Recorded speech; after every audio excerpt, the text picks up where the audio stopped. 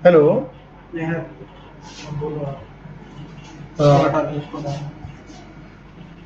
Bluetooth है इसमें भैया? कोई दिक्कत नहीं है, ऐसा चलने लगे। हेलो। हाँ, धन्यवाद।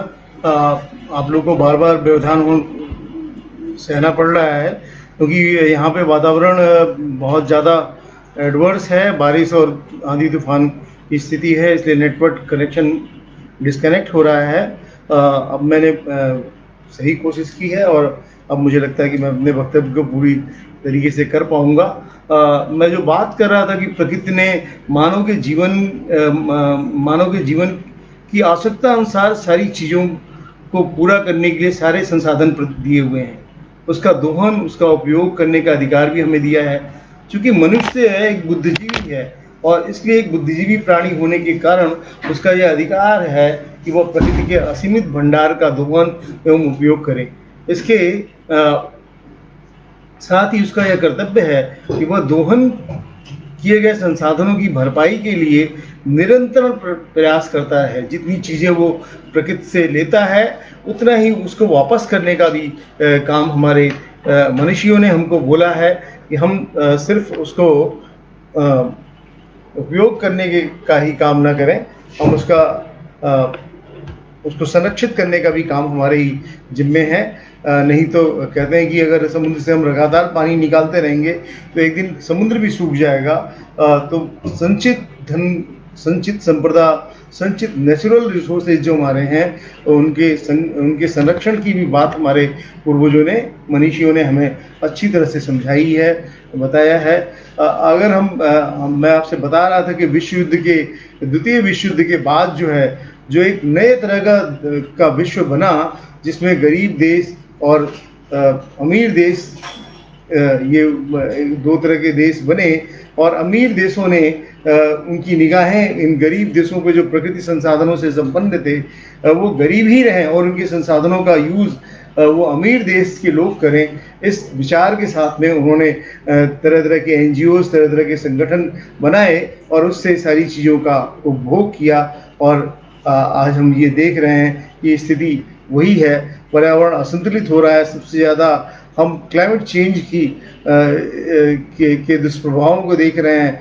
और हमारे इसके साथ साथ हम भारत की बात करें, अपने देश की, तो ये पूरी दुनिया में एक ऐसा देश था, एक ऐसी संस्कृति थी ये भारत की, कि जिसमें हमने प्रकृति को पूरी तरीके से संरक्षित, सुरक्षित और उसके कल्याण की बात की थी। हमने हमारा जो अहम पुत्रो माता पृथ्वी की बात हमने की थी कि हम धरती माता के पुत्र के हैं और वसुधैव कुटुंबकम की बात सोची थी कि पूरी पृथ्वी एक कुटुंब की तरह है। तो इसमें कुटुंब में हम हर चीज़ें मिल बांट के खाते हैं, एक दूसरे के दुख सुख को देखते हैं। इस विचार की, इस भावना के साथ में हमने हमारी संस्कृति बनी हुई थी जिसमें हमारे गाय, गंगा और गांव के आधार पर हमारी भारतीय संस्कृति का आधार रहा है। हम जैसे जैसे विकास के रास्ते पे पहुंचे, इन तीनों को हमने इनसे अपना रास्ता, इनकी इम्पोर्टेंस की, इनकी महत्वता को अपने जीवन में हमने ख़त्म करना शुरू किया। नतीजा क्या हुआ कि हमारा पर्यावरण संतुलन बिगड़ गया। हर चीज़ें में हम मुनाफा देखने लगे। जो पश्चिम की संस्कृति है, जो उपभोक्तावाद संस्कृति है, उसमें हर चीज़ में वो मुनाफा देखते हैं। लेकिन इस मुनाफे की संस्कृति में, के खेल में भारतीय संस्कृति के ऊपर सीधे असर हुआ। हम सब अब उन चीज़ों को देखते हैं कि किससे हम ज़्यादा से ज़्यादा मुनाफा कमा सकते हैं और ज़्यादा से ज़्यादा उसका उपयोग कर सकते हैं। और इसका सबसे बड़ा दुष्परिणाम हमारी गाय के ऊपर हुआ। जिस गाय को हम गौ माता कहते थे, जिसके एक एक अंग का, एक एक चीज़ों का उपयोग था, और वो सारी चीज़ें इस आधुनिक सांस्कृतिक, इस उपभोक्तावाद कल्चर की वजह से वो सारा जो हमारा जो संस्कृति थी गाय, गंगा और गांव के ऊपर, वो सारी डिस्टर्ब हुई। गाय पर्यावरण संतुलन में उसका बड़ा योगदान था। गाय इसीलिए पूजनीय पशु थी और इसके पीछे कई वैज्ञानिक कारण आज भी निहित हैं। गाय को देवी माने जाने वाले देश में आज बहुत शर्म की बात है कि हमारा, अभी तो कुछ गवर्नमेंट ने इस पे काम किया और गौमांस और गोकसी पे रोक लगाने की कोशिश की, लेकिन ये सारे प्रयास भी उतने सफल नहीं हैं और हकीकत की धरती पे उतने मूर्त रूप नहीं है जितना इनको होना चाहिए। आज नहीं तो अभी तक ये देश जो गौ को देवी के रूप में मानता था, जो गौ माता के रूप में मानता था, और जिसकी कृषि, जिसका पूरा एग्रीकल्चर गाय के ऊपर ही, गौ वंश के ऊपर ही निर्धारित था, वो देश गौ मांस का निर्यात में पहले स्थान पे पहुंचने का स्थान प्राप्त किया करने लगा था, और जिससे पर्यावरण असंतुलन का प्रथम आधार बना। यही चीज़ें भारत में अगर हम बात करें तो पर्यावरण असंतुलन की जो है सबसे बड़ी प्रथम आधार बनी। इन्हीं को ऐसे समझा जा सकता है कि गाय के गोबर गौमूत्र से असंख्य जीवाणु होते हैं। गौमूत्र एवं गोबर पर आधारित खेती में जल की आवश्यकता बहुत कम होती थी। भारत के परिवेश में सिर्फ वर्षा जल ही खेती के पर्याप्त साधन थे, लेकिन आज रसायनों के इस्तेमाल से हम तरह तरह के फर्टिलाइजर, पेस्टिसाइड्स का इस्तेमाल करना शुरू किए और ज़्यादा से ज़्यादा भूजल को इस्तेमाल करना शुरू किया, तो आज भूजल समाप्ति की तरफ जा रहा है। जमीन के अंदर 3 परतों में जो पानी पाया जाता था, प्रथम और द्वितीय परत पे पानी लगभग खत्म हो चुका है। हम तीसरी परत के पानी को पी रहे हैं, और ऐसा समझा जा सकता है कि आने वाले 30 साल में जो पहले पानी आज से 30 साल पहले की अगर हम बात करें तो जो पहले पानी 10 से 20 फीट पे मिलता था, आज वो पानी पहली परत का होता था, उसके बाद 60 से 80 फीट पे पानी मिलने लगा, और अब वो दूसरी परत का पानी होता था। परंतु वर्तमान में 100 फीट से नीचे जाके पानी लेने के लिए हम बोरिंग कर रहे हैं। आज इस अंधाधुंध दोहन का असर ये दिखता है। एक पौराणिक कहानी की को अगर हम जिक्र करें आपके सामने, तो समुद्र मंथन के अंदर जो अमृत निकला, जो अच्छी चीजें मिली, वो देवता और राक्षसों ने तो बांट लिया, लेकिन जो विष निकला, उस विष से पूरी पृथ्वी व्याकुल हो गई, सारी तरफ त्राही त्राही मच गई, और सब ने उस पंच महाभूत, सभी देवताओं ने, अच्छे बुरे लोग उस समय भी थे, अच्छे जो प्रकृति के संरक्षण की बात सोचते थे, और बुरे वो जो सिर्फ प्रकृति के उपभोग की बात करते थे, तो वही देवता और राक्षस के नाम पे जाने जाते थे। और उन सब ने जब पृथ्वी उस व्याकुलता से, उस प्रदूषण से व्याकुल हो चुकी जहर के, तो सब ने उस पंच महाभूत से प्रार्थना की कि आप ही इस विष से हमें छुटकारा दे सकते हैं और इस पृथ्वी में रहने की बात कर सकते हैं। उस पंच महाभूत ने भी उस विष को अपने कंठ में रखा, जिसकी वजह से उसका कंठ नील हुआ और उसको नीलकंठ के रूप में कहा जाने लगा। और वही नीलकंठ की शांति के लिए हम सब इस सावन के महीने में दूध और जल से उनको स्नान कराते हैं, ताकि उस विष के ताप से वो शांत रहें, वो पंच महाभूत तत्व शांत रहें और हमारे जीवन को शांति बना रखें, हमारे इस पृथ्वी पे हमारे जीवन को शांत और अच्छा रख सकें। ये हमारी परिकल्पना थी, ये हमारी परिकल्पना थी। लेकिन अभी हुआ क्या? और जो विश्व का जो पार्ट कुछ बचा हुआ था, कहते हैं कि एक जो विश्व का जो पार्ट कुछ बचा था, भगवान शंकर ने जो अपने गले में लेने के बाद जिस अवशेष, जो कचरा और बचा हुआ था, उन सारे तत्वों को उन्होंने पृथ्वी के सबसे अंदर जमीन के तीसरी सतह पे ले जाके छोड़ दिया था, जहाँ पे कि मनुष्य उस वहाँ तक पहुँच नहीं सकता है, और ये सोच के कि वहाँ तक तीसरे लेयर तक पहुँच नहीं सकता है, उस विष को आज हम किंग पॉइजन कहते हैं, या आर्सेनिक के रूप से जानते हैं। आज ये बताते हुए मुझे बहुत दुख हो रहा है कि अपने देश में लगभग 20-22 स्थानों पे इस तरह के किंग पॉइजन्स, आर्सेनिक जमीन से निकलने शुरू हो गए हैं, और लोगों के जीवन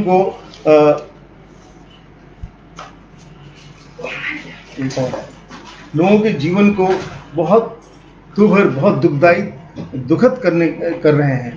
आज जो मैंने देखा बलिया के राजापुरा गांव में, कानपुर के उन्नाव में, ये सब आर्सेनिक, और वेस्ट बंगाल साइड में जमीन के तीसरे लेयर से अब आर्सेनिक, जो भगवान शंकर ने उस विष को जमीन के तीसरे लेयर पे रखा था कि यहाँ तक आदमी पहुँचेगा नहीं और यहाँ तक ये विष वहीं पे सुरक्षित पड़ा रहेगा। आज हम पानी की खोज में उस विष के लेवल तक पहुँच चुके हैं और वो विष निकलना शुरू हो गया है और लोगों का जीवन बहुत कष्टदायक वहाँ पे हो रहा है। इस विष को पीने वाले लोग वैसे ही एडिक्ट हो जाते हैं जैसे कि नशा लेने वाले लोग नशेड़ी हो जाते हैं, LSD ड्रग्स लेने वाले लोग उसके आदी हो जाते हैं। तो इस तरह की स्थिति हमारे देश में अब होने लगी है और पानी दिन पे दिन हम ज़मीन से पानी निकाल रहे हैं और पानी निकालने के साथ साथ हम हर बार बोरिंग को नीचे ले जाते हैं। निकालने का साधन तो हमने बना लिया, लेकिन ज़मीन के अंदर पानी को फिर से पहुंचाने का साधन हमने बंद कर रखा है। पूरी फर्श को, घर को, सड़कों को मार्बल और मोज़ेक के साथ में पक्का कर दिया और वो सारा पानी जो जाने का सोर्स था वो सारा पानी का सोर्स बंद हो गया है और निकालने का सोर्स हमने डेवलप कर लिया है, जो कि आज हमारे मानवता के लिए बहुत बड़ा दुखद पहलू है, बहुत दुखद कारण है। और हम पानी की खोज में बहुत तेज़ी से ज़मीन के अंदर के परतों को निकालते चले जा रहे हैं। बाहर के पानी को तो हमने बहुत ज़्यादा प्रदूषित कर दिया है, जो अंदर का पानी था उस पानी को भी हमने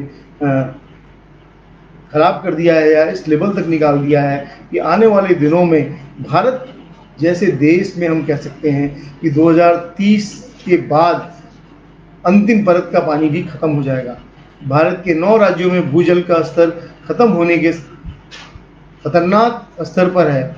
उपलब्ध जल का 90% पानी हम इस्तेमाल कर चुके हैं। सरकारी आंकड़ों को देखें तो 1947 में भारत में प्रति व्यक्ति के पास जल की उपलब्धता 6042 घन मीटर थी और जो 2011 में घट के 1554 घन मीटर रह गई है।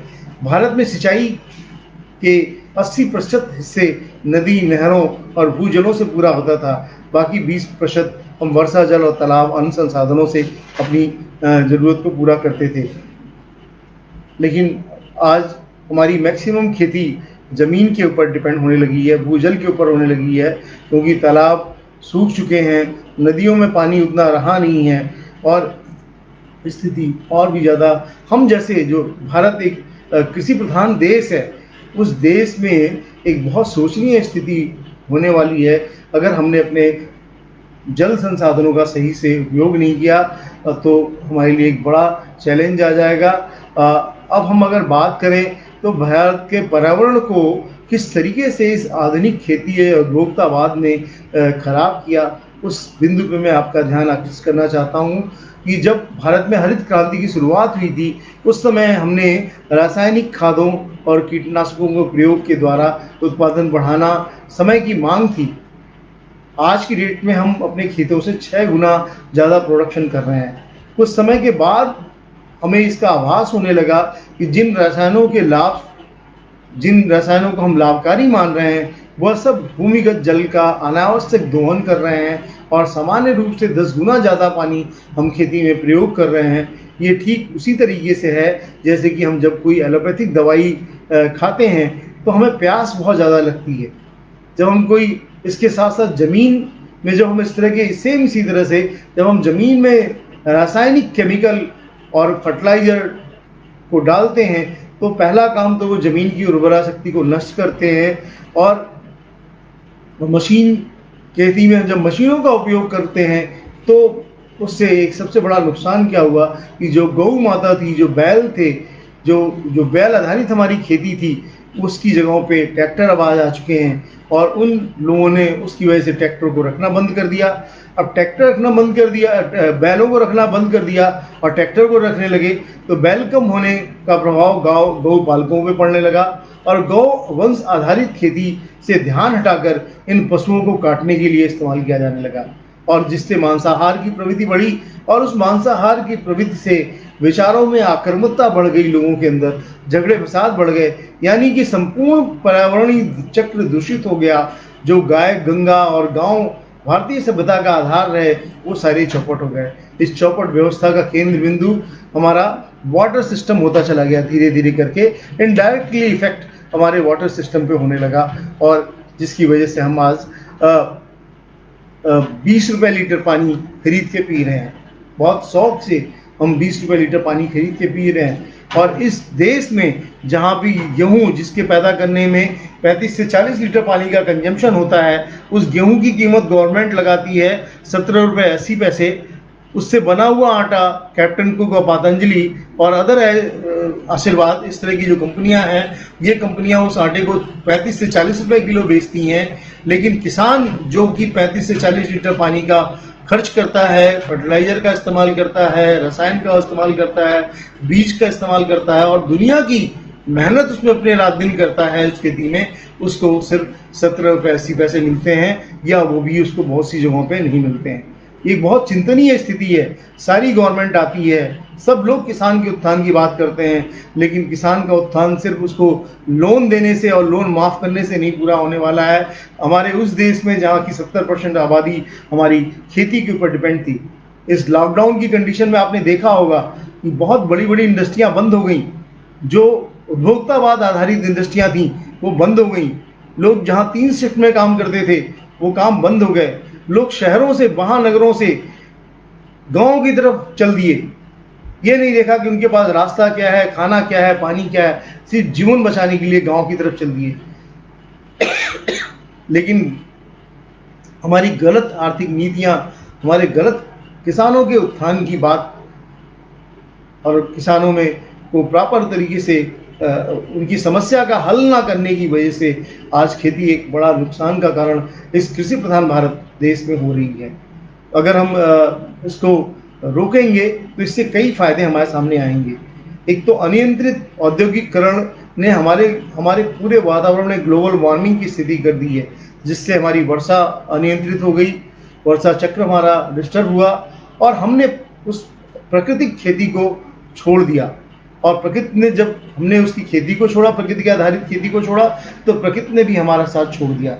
जल स्रोत से कम होते रहने के कारण गरीब किसान शहरों की तरफ रोजगार की तलाश में पलायन करने लगा। एक बहुत बड़ा कारण ये माइग्रेशन का था, ग्रामीण जनसंख्या का पलायन शहरों की तरफ हुआ, जिसके द्वारा धीरे धीरे ग्रामीण और शहरी क्षेत्रों में संतुलन चरमराने लगा। पिछले 7 दशकों में ग्रामीण शहरों की तरफ आकर्षित हुए और ग्रामीण क्षेत्रों में से शहरी क्षेत्रों में पलायन द्वारा यह औसत लगभग दुगना होने के कगार पे है। पिछले 70 सालों में जनसंख्या औसत की तुलना करें तो 1951 में शहरों में रहने वाली जनसंख्या लगभग 17.3% थी। 2011 में यह जनसंख्या लगभग 31.16% के आसपास पहुंच गई है। अगर इसी के अपोजिट अगर हम देखें तो जो तथाकथित विकसित देश हैं, अमेरिका, यूरोप देश हैं, जहाँ की शहरी जनसंख्या अब गांव की तरफ रुख कर रही है, वो फार्मिंग की तरफ जा रहे हैं, वो नेचर की तरफ जा रहे हैं। और भारत में बल्कि इसका उल्टा हो रहा है कि हम गांव से शहर की तरफ जा रहे हैं। अगर हम विकास की बात करें तो विकास और इस तरह की महामारियां, अभी हमने देखा कि कोरोना महामारी जो फैली है, इसका उद्भव कहाँ से हुआ, ये आई कहाँ से? ये शहरों से गांव की तरफ आ रही है।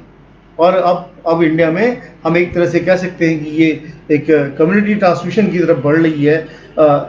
जो लोग गांव में हैं, वहाँ चिकित्सा व्यवस्था अच्छी नहीं है, लोगों को पता नहीं है कि ये क्या है क्या नहीं है, अज्ञानता है, उतनी स्वच्छता और उसके बारे में उनको ज्ञानता नहीं है, क्या सिस्टम कैसे उसको फॉलो करना चाहिए, कितना डिस्टेंस रखना चाहिए, ये ऐसी बहुत से ज्ञान की चीज़ें उनको पता नहीं है, जिसकी वजह से इस महामारी के फैलने के और भी कारण इंडिया में बढ़ते चले जा रहे हैं। तो ऐसे बहुत से साधन हैं, ऐसे बहुत से सिस्टम हैं कि जिसको आज एक नया नाम दिया गया कि प्रवासी मजदूर। मुझे ये सोच के बहुत ताज्जुब होता है कि अपने ही देश में, अपने ही देश के रहने वाला आदमी कैसे प्रवासी हो जाएगा? उसको इस शब्द से क्यों नवाजा गया इस महामारी के समय में? अपने देश में रहने वाला, अपने घर में रहने वाला आदमी, अपने देश में काम करने वाला आदमी, वो प्रवासी कैसे हो गया? प्रवासी तो उसको कहते हैं जो कि दूसरे देश में जाके काम करता है। दूसरे प्रदेश में जाके काम करने वाला आदमी प्रवासी नहीं हो सकता है। तो ये गलत परिभाषा हमारी मीडिया के द्वारा फैलाई गई और उसके बहुत से उद्देश्य हैं, डायरेक्टली इनडायरेक्टली इसके बहुत से उद्देश्य हैं, जो बहुत से उनके कुचक्र हैं जो कि इस तरह से काम कर रहे हैं। अगर हम बात करें प्राकृतिक संरक्षण की, प्राकृतिक संसाधनों के संरक्षण की और उसके समाधान की, तो इस समस्या के समाधान के क्रम में कुछ छोटी महत्वपूर्ण बातें मैं आपसे कहना चाहूँगा। हम सब जानते हैं कि रसायन का का इस्तेमाल बहुत ही खतरनाक है। 2002 में रिपोर्ट आई कि भारत में पर कैपिटा यूरिया का कंजम्पशन सबसे ज़्यादा हो रहा है, और सबसे ज़्यादा यूरिया के कंजम्पशन की वजह से, क्योंकि यूरिया सस्ती थी, उसकी बोरी 300 रुपए की थी, तो एनपीके की डीपीए की बोरी जो है वो 800 की थी। तो किसान सस्ती चीज़ इस्तेमाल करता था, यूरिया डालते ही पूरा खेत उसका हरा हो जाता था और वो मैक्सिमम पैदावार करता था।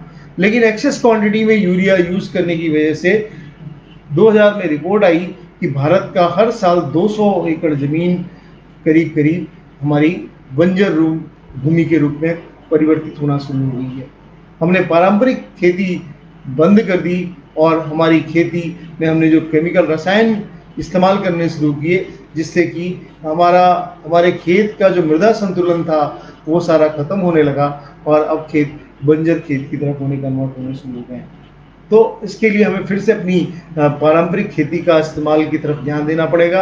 अभी भारत में बहुत से ऐसे संगठन हैं, बहुत सी ऐसी संस्थाएं हैं और बहुत से ऐसे लोग हैं जो ऑर्गेनिक खेती की तरफ काम कर रहे हैं। सब्जियों का, दलहन उत्पादन का और अनाज के उत्पादन के लिए काम कर रहे हैं। इसके साथ साथ अभी फिर से हम जागृत हुए और हमने A2 और A1 मिल्क के बारे में जाना कि A2 मिल्क जो है वो देसी इंडोजेनिस काऊ का, जो इंडोजेनिस भारतीय जो हमारी गायें हैं, बकरियां हैं, जो जानवर हैं, उनका जो दूध है वो हमारे लिए कैंसर से बचाने वाला है। वो उससे हम कैंसर बीमारी नहीं होगी। अगर कैंसर पेशेंट्स को उस दूध के साथ में हम दवाइयाँ देते हैं तो बहुत जल्दी उसकी रिकवरी रेट होगी। उसकी जगह जो दूसरी प्रजातियों की गाय है इंडिया में, बाहर की जो जातियाँ आई, जो बाहर की जो विदेशी नस्ल के जो जानवर आए और उनके जो दूध का इस्तेमाल किया जाने लगा, वो दूध जो है कैंसर कारक है, अल्जीमर का कारक है। तो ये बात जब हमें विदेशों से ये नॉलेज हमें पता चला, तो अब हम फिर से A2 मिल्क की तरफ काम करना शुरू किए हैं। बहुत सी ऐसी संगठन संस्थाएं फिर से काम कर रही हैं जिससे कि दूध का, जो भारतीय गाय हैं, इनके दूध का सही दाम मिले और किसानों को प्रेरित करें ताकि वो फिर से अपनी इंडोजेनिस काऊ स्पीसीज को डेवलप कर सकें और उसके संरक्षण का काम कर सकें।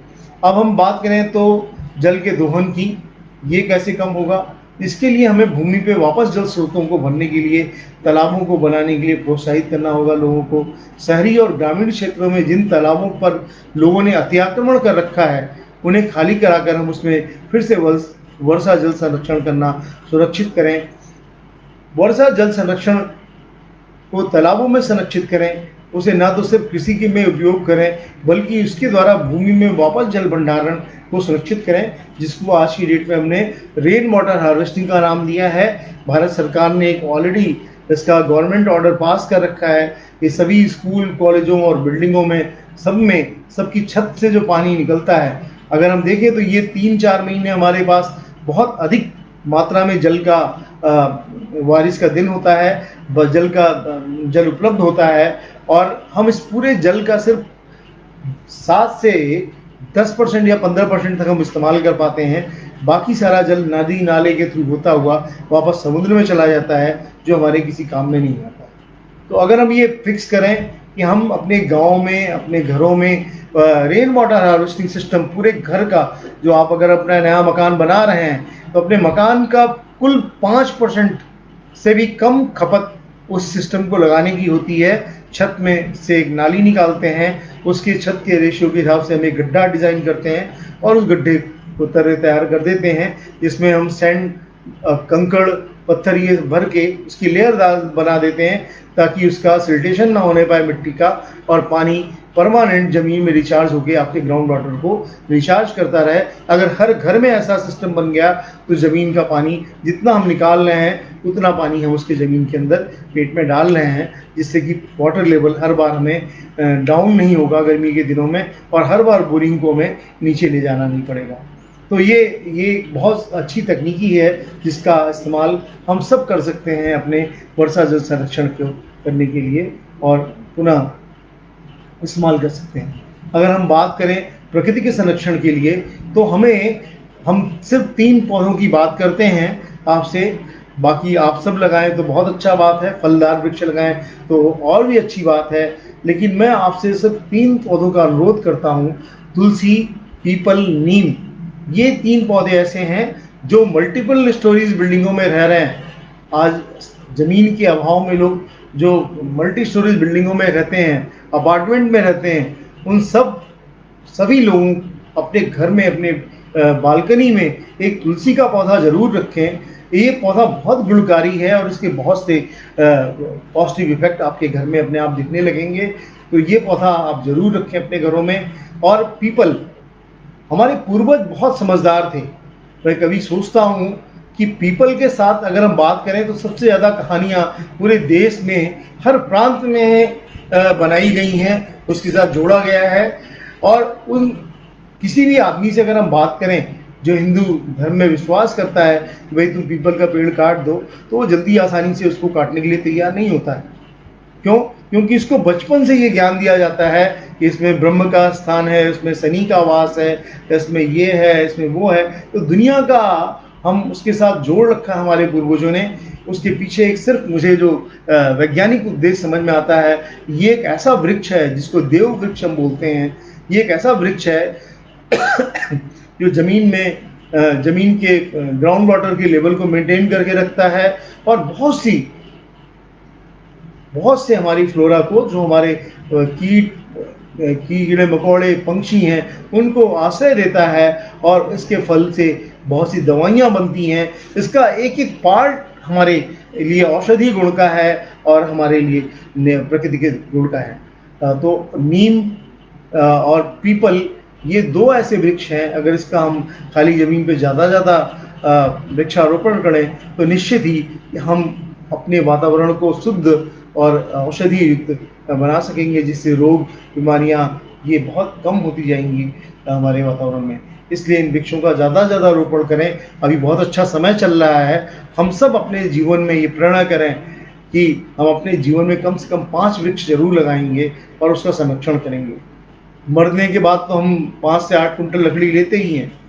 अगर हमने पेड़ नहीं लगाया है तो उस लकड़ी के भी इस्तेमाल करने के हकदार हम नहीं हैं। और ये आने वाले दिनों में जल्दी ही अब इलेक्ट्रिक क्रेमेटोरिया बनेगा और लोगों की सदगति उसमें ही होने वाली है, अगर हमने वृक्ष नहीं लगाए तो अन्य पेड़ों की तुलना में मैं इन 3 वृक्षों के बारे में आपसे कह रहा हूँ। ये ज़्यादा औषधि गुण रखते हैं और पर्यावरण में ऑक्सीजन की मात्रा को नियंत्रित करते हैं। ये हमारा वैसे ही कर्तव्य, ये काम हमारे लिए वैसे ही है जैसे लोग कर्तव्य परायण होकर अपने काम करते हैं। वैसे ही हम अगर अपने स्वयं को प्राकृतिक परायण करने का विचार करके, केंद्रित करके करेंगे तो निश्चित ही हम कर्तव्य परायण के साथ साथ प्राकृतिक परायण भी बन के अपने प्रकृति का उत्थान करने की तरफ काम करेंगे।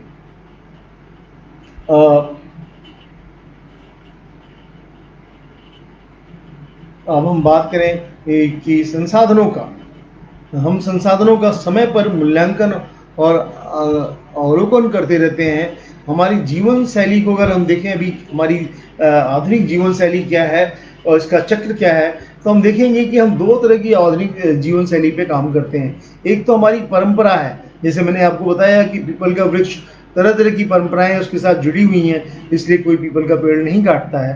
हमारे पूर्वज बुद्धिमान थे, उनको पता था कि आने वाले दिनों में लोग इतने लालची और नालायक हो जाएंगे कि उस पूरी पृथ्वी से वृक्षों को खत्म कर देंगे। तो इन वृक्षों के संरक्षण करने के लिए उन्होंने इस तरह की चीज़ों को इन वृक्षों के साथ जोड़ा है। नीम, पीपल, बरगद, इन वृक्षों के साथ उन चीज़ों को जोड़ा है ताकि ये वृक्ष हमारी इस सभ्यता के साथ साथ जीवित रहें और हमारे लिए अपना आशीर्वाद देते रहें। इस भावना के साथ इन चीज़ों को जोड़ा गया था। तो एक चक्र हमारा है पारंपरिक चक्र और दूसरा हमारा है आस्था और विश्वास का। दूसरा चक्र है जिसको हम कहते हैं वैज्ञानिक सोच का, जिसमें विकास रहता है। शायद हम विकास और विनाश की सही विभाजक रेखा, जो डिफिनेशन है विकास, डिस्ट्रक्शन एंड कंस्ट्रक्शन, इन दोनों रेखा का सही निर्धारण नहीं कर पा रहे हैं। यही कारण है कि वर्तमान समस्या में हम फंसे हुए हैं। इन सभी देशों में, इन सभी दर्शनों में, इन सभी विकास और विनाश के बीच में जो अंतर है, बहुत महीन अंतर है। इस अंतर को समझना हमारे लिए हमारी बौद्धिकता और नैतिकता के साथ तालमेल साधना, ये हम सिर्फ ये सोचें कि सारा संसाधन जो है वो हमारा ही रहे, हम इसका उपयोग करें, बाकी कोई इसका उपयोग ना करें। हम सारी दिमाग लगा के, सारी बुद्धि लगा के उन सारे संसाधनों पे अपना कब्जा बनाने की कोशिश करें, बाकी लोग साथ मिल बांट के उसका इस्तेमाल करने की ना सोचें। ऐसी सोच के साथ अगर हम काम करेंगे तो निश्चित ही हम बहुत बड़ी समस्या में हमारा जीवन और हमारी आने वाली पीढ़ी फंस जाएगी। जैसे कि अगर हम बात करें अब नेचर की, तो जैसे जीवन में हमारे स्पर्श का बहुत महत्व है। माँ का स्पर्श अगर बच्चे को लगता है तो उसका दर्द खत्म हो जाता है। माँ हर कष्ट को हरने में हम सब की माँ, नेचर भी हमारी माँ है, गऊ भी हमारी माँ है और प्रकृति भी हमारी माँ है। तो हम बात करें कि माता भूमि पुत्रो अहम पृथिव्यम, तो इस बात को अगर हम माने तो हम देखेंगे कि आने वाले जो वंश हैं हमारे, जिनके लिए हम संसाधनों को इकट्ठा करते हैं, जिनके लिए हम ज़्यादा से ज़्यादा लालच में आके संसाधनों को इकट्ठा करते हैं कि हम आने वाली पीढ़ी के लिए इतने खेत बना दें, इतने मकान बना दें, इतनी फैक्ट्रियां डाल दें, इस तरह के जो संसाधनों को हम रखते हैं, तो ये हमारे संसाधन हमें बहुत ही तकलीफ देने वाले हैं। और शायद जो हम सोचते हैं वो हमारा गलत सोच है, गलत दिशा में हम सोच रहे हैं। ये निर्णय लेना, ये एथिकल बात है जो मैंने आपसे बताया कि आस्था विश्वास ये है, हम धरती को माँ माने या धरती को हम सिर्फ एक अर्थ का पार्ट माने, हम गाय को माँ माने या गाय को सिर्फ एक जानवर माने, हम नदी को गंगा को माँ माने या गंगा को हम सिर्फ एक वाटर सोर्स माने, तो ये हमारी आस्था का बात है। और हम अगर आस्था के साथ अगर हम देखेंगे तो हमें अपनी प्रकृति की माँ को, अपने नेचर की रूपी माँ को संरक्षित करना चाहिए। अगर हम बात करें अपनी, तो कहते हैं ना कि अगर बच्चा बिगड़ गया तो माँ जो है उसको समय पे कुछ नसीहत दे के, कुछ ठोक पीट के समझा के, उसको डांट के, उसके कान मुरड़ के उसको अवश्य सचेत करती है कि तू ऐसा काम मत कर। तो हमारा नेचर भी हमें बार बार इस तरह की, नेचर की रूपी जो माँ है वो हमें बार बार इस तरह के संकेत देती है। प्रकृति का स्पर्श मानव को संतुलित रखता है अगर हम बात करें। नहीं तो अभी क्या है, मनुष्य के कार्यों से प्रकृति माँ नाराज तो अवश्य। अगर हम देखें तो हमने जो जो काम किए हैं, आज हम सब मुंह पे पट्टी लगा के घूम रहे हैं। मैंने बहुत अच्छी बात पढ़ी कहीं पे कि आज हमने मुंह पे पट्टी लगाने के लिए इसलिए मजबूर हैं, मास्क पहनने के लिए, कि नेचर में हम मुंह दिखाने लायक रहे नहीं हैं। हमने नेचर के साथ इतना उत्पीड़न किया है कि आज हम मुंह दिखाने लायक नहीं हैं। हम नेचर के उन जानवरों के साथ हमने गलत व्यवहार किया है जिसकी वजह से इस तरह की बीमारी फैली और आज हम मुंह दिखाने लायक नहीं है। लेकिन फिर भी हम कहते हैं माँ तो माँ ही होती है। अगर वो हमसे नाराज तो है, लेकिन अगर हम उसको मनाएंगे, उसकी सारी परेशानियों को समझेंगे और अपनी गलतियों को समझते हुए उसको फिर से ठीक करने की कोशिश करेंगे, तो निश्चित ही हम इन सारी तमाम विलासिताओं के लिए, मनुष्य की जो प्रकृति हमने अपनी डेवलप की है, उनको छोड़ के हम फिर से अपने नेचर को बचा पाएंगे और अपनी प्रकृति को बचा पाएंगे, जिससे हम आने वाली पीढ़ी को विरासत के रूप में दे सकते हैं। पृथ्वी हमेशा अपनी भारतीय संस्कृति में पृथ्वी को पूजा गया है। गायत्री मंत्र, जिसमें हम मंत्रों में सर्वोच्च दर्जा प्राप्त है, उस मंत्र में अगर हम बात करें तो ओम भूर्भुवः स्वः तत्सवितुर्वरेण्यं भर्गो देवस्य धीमहि धियो यो न प्रचोदयात् का सीधा मतलब है कि सूर्य व पृथ्वी की स्तुति के लाभ से ही शास्त्रों में उल्लेखित सनातन धर्म है। और अगर हम दूसरे मंत्र की बात करें, समुद्र वशने देवी पर्वतस्थ मंडले विष्णु पत्नी नमस्तभ्यम पादस्वस्य समय में कहा गया था कि पृथ्वी ने अपने विशाल हृदय पे इस पृथ्वी को, जल वायु अग्नि आकाश को हम स्मरण करते हैं अपने सुबह उठते ही।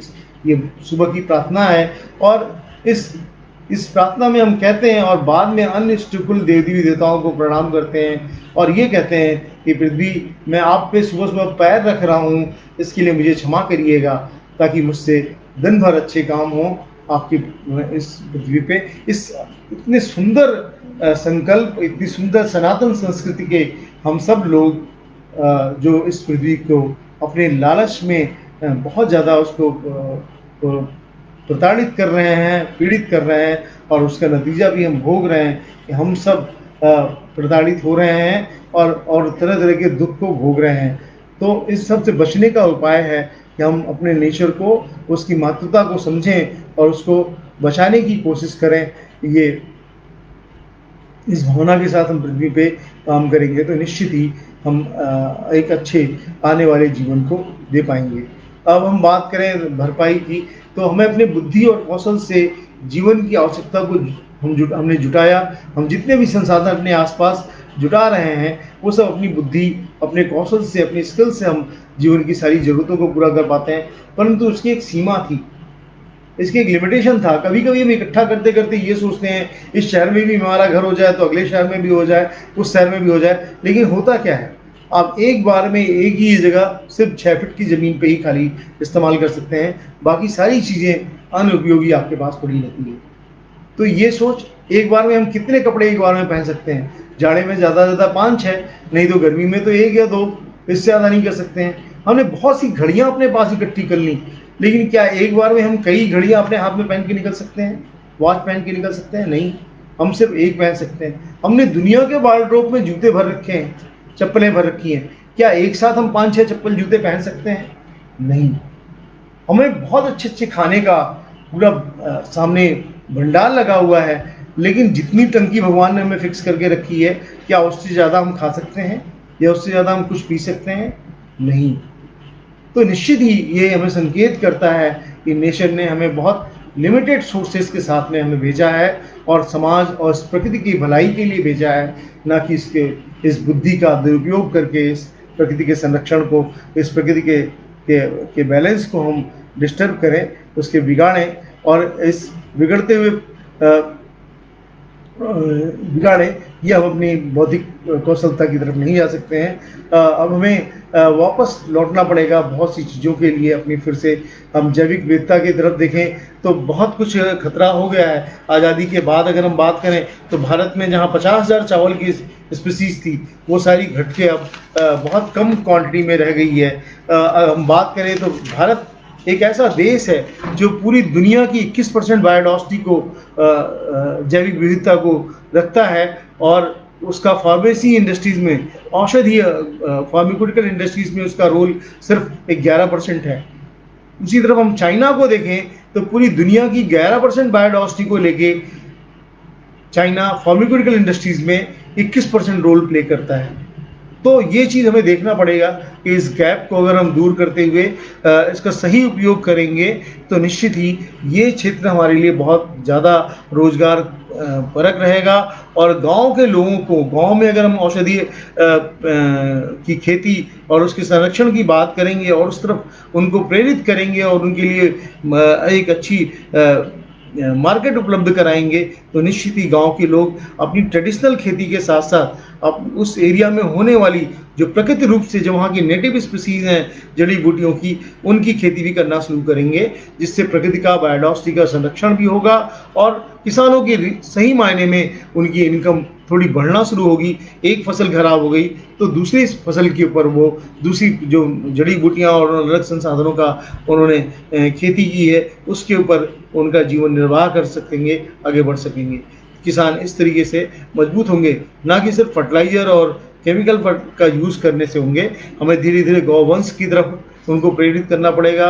इस तरह की मार्केट बनानी पड़ेंगी कि लोग, कंज्यूमर इस तरह के उपलब्ध होने पड़ेंगे कि जो लोग ऑर्गेनिक फार्मिंग और ऑर्गेनिक चीज़ों को इस्तेमाल करना शुरू करें। तो ये सारी चीज़ें हैं। इन सारी चीज़ों के साथ हम अगर बात करें तो पर्यावरण सुरक्षा की गारंटी अगर हम बात करें तो लगातार घट रही है। हम सब पर्यावरण सुरक्षा की बात करते हैं।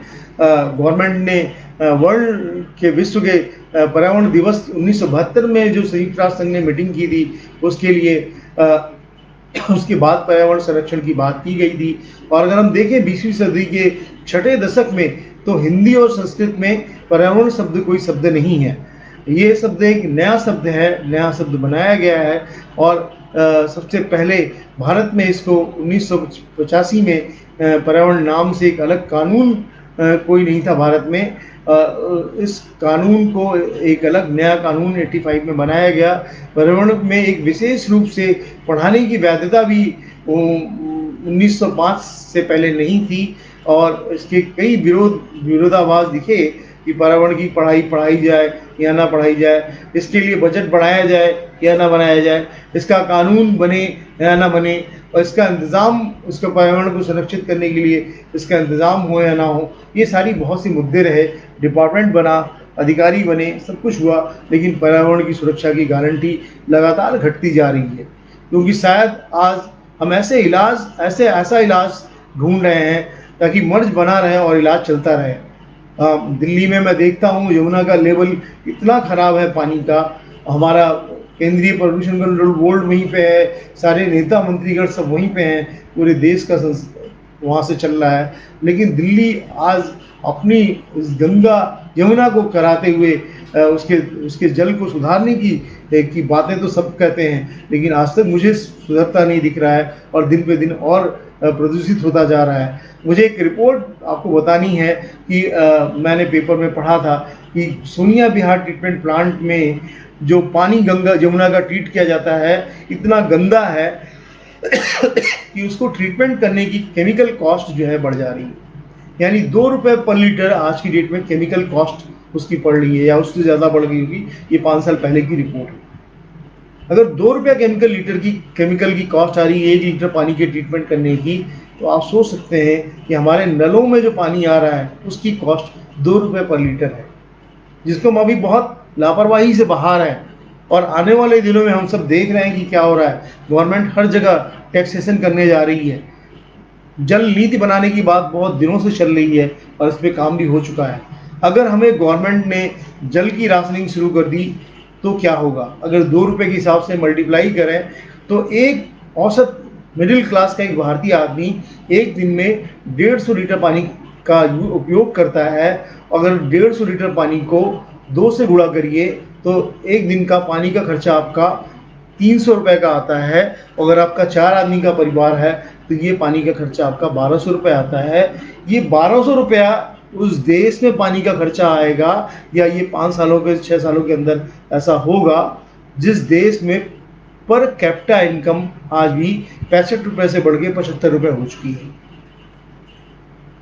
तो ये जो पानी को लेके बड़ी जंग होने की तैयारी है, या इसको लेके जो क्राइसिस है, वो निश्चित ही बहुत अलार्मिंग सिचुएशन में है, बहुत संवेदनशील है, और हम सब की ये रिस्पॉन्सिबिलिटी है।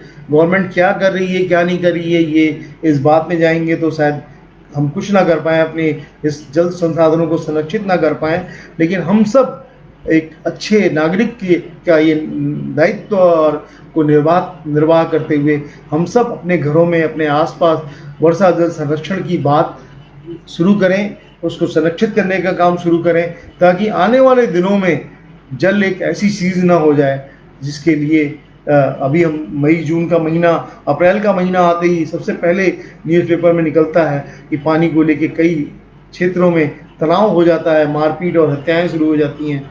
ये स्थिति होने के बाद भी जब पानी एक्सेस क्वांटिटी में हमारे पास आता है, उस पानी को हम फिर से नदियों में बहने देते हैं। अगर इसको हम सही से इसका मैनेजमेंट करना सीख जाएं तो निश्चित ही हम खेती और अपने जल संसाधनों को सही तरीके से संरक्षित कर पाएंगे। अभी एक नई बात आई है, भारत सरकार ने 2030 तक अपने 280 मैट्रिक टन कार्बन डाइऑक्साइड के उत्सर्जन की कटौती की घोषणा की है। कार्बन डाइऑक्साइड की मात्रा तब घटेगी जब हम कार्बन उत्पादकों की खपत घटाएंगे, कार्बन अवशेषों को करने वाली प्रणालियां बनाएंगे, और ऐसी प्रणालियां बढ़ाने के लिए कचरा होगा और हरियाली और नीलिमा को बढ़ाना होगा हमें, और खपत को घटाने के लिए उसका उपयोग कम करना होगा।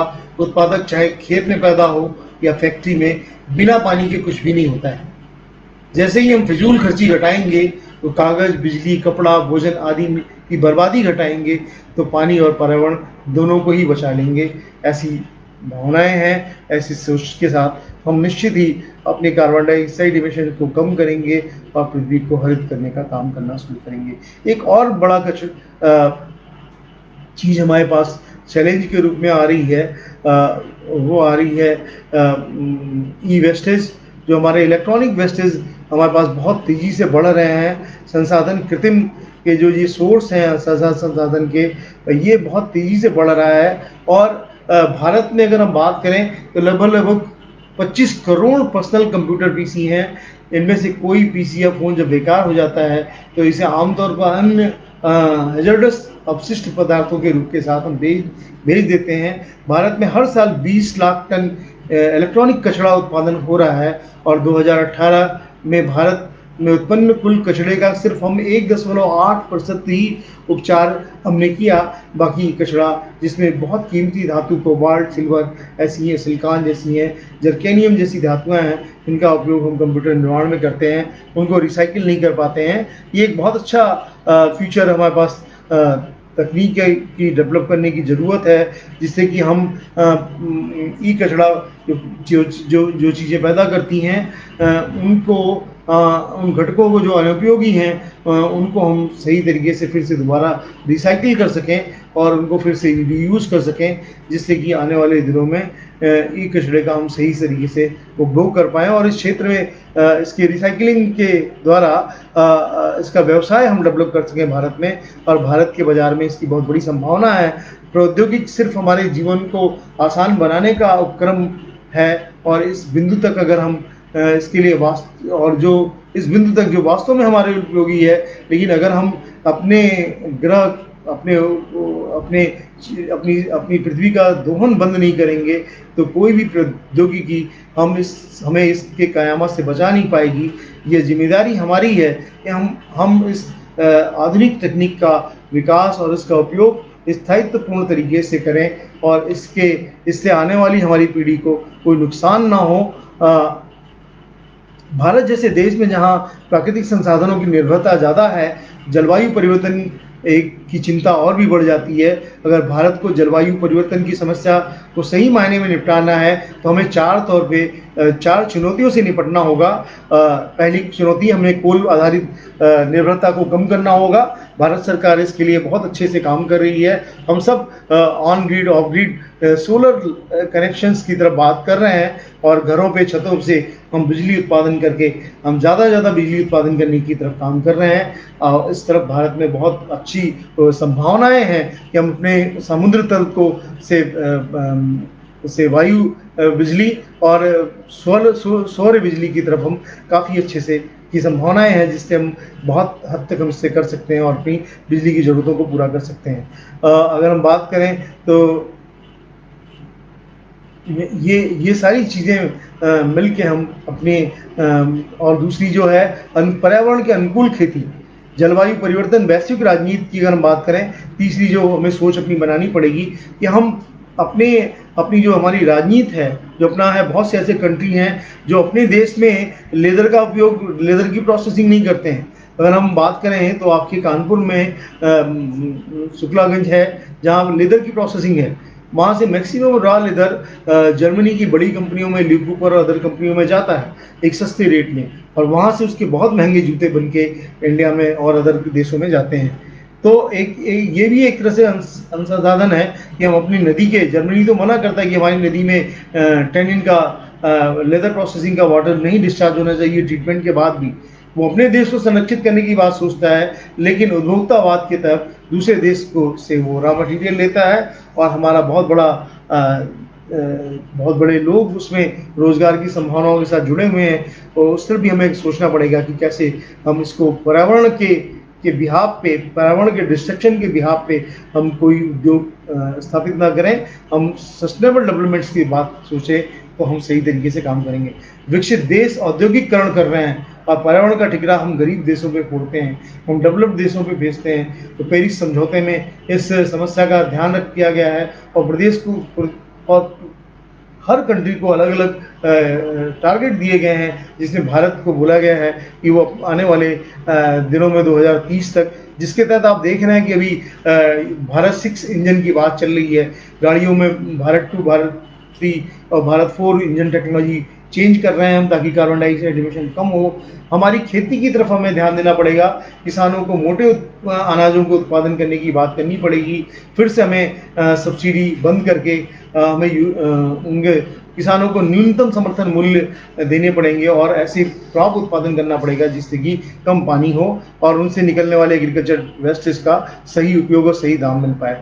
पर्यावरण विकास और पर्यावरण का संतुलन हमें रखना पड़ेगा, जिसपे कि आज हम आने वाले दिनों में हम देख रहे हैं कि बहुत तेज़ी से ई व्हीकल पॉपुलर हो रहे हैं और आने वाले दिनों में आपको जल्दी ही ऐसी कार मार्केट में उपलब्ध होगी जो कि 30 से 40% अपने को खुद से रिचार्ज करेगी और एक बार रिचार्ज होकर वो कार आपको मिनिमम 1000 किलोमीटर तक आराम से आपकी जर्नी को पूरा कराएगी। तो ऐसे बहुत से तकनीकी के औद्योगिकरण और तकनीकी चैलेंज हैं जो हमारे नेचर को ठीक करने के लिए, उसको सुधारने के लिए हेल्प कर रहे हैं और साथ साथ तकनीकी तो उसको सुधार सकती है, उसमें हेल्प कर सकती है, लेकिन हमें अपने अंदर भी सोचना पड़ेगा, सही सोच रखनी पड़ेगी नेचर के लिए और सही उस धरती माँ को माँ समझना पड़ेगा और उसके विकास के साथ साथ उसके कल्याण के लिए और आने वाली पीढ़ियों के लिए हम सोचेंगे, तभी हम इस धरती पे सही तरीके से अपने जीवन को निर्वाह कर पाएंगे। इन बातों के साथ मैं एक बहुत महत्वपूर्ण पाठ को कहता हूँ जो हमारे भारतीय परंपरा में किसी भी उद्बोधन से पहले हम कहते थे, ओम देव शांति, अंतरिक्ष शांति, पृथ्वी शांति, शांतिराप शांति, औषधय शांति, वनस्पतय शांति, शांति देव शांति, ब्रह्मा शांति, सर्वत शांति, शांतिरेव शांति, सामा शांति, ओम शांति शांति शांति। हम अपनी वैदिक परंपरा के अनुसार हम इन सब की शांति की बात करते थे कि अगर पृथ्वी शांत होगी, वनस्पतियाँ शांत होगी, औषधियाँ शांत होगी और हम खुद शांत होंगे तो हम सही रूप में सही तरीके से मानवता का विकास कर पाएंगे और अपनी इस पृथ्वी को संरक्षित और सुरक्षित रख पाएंगे। इन बातों के साथ मैं अपनी वाणी को विराम करता हूँ और व्यवधान के लिए आपसे क्षमा चाहता हूँ इस वजह से लेट पर। धन्यवाद। आप सबने ध्यान एंड मत करना, उसको सेव कर, उसको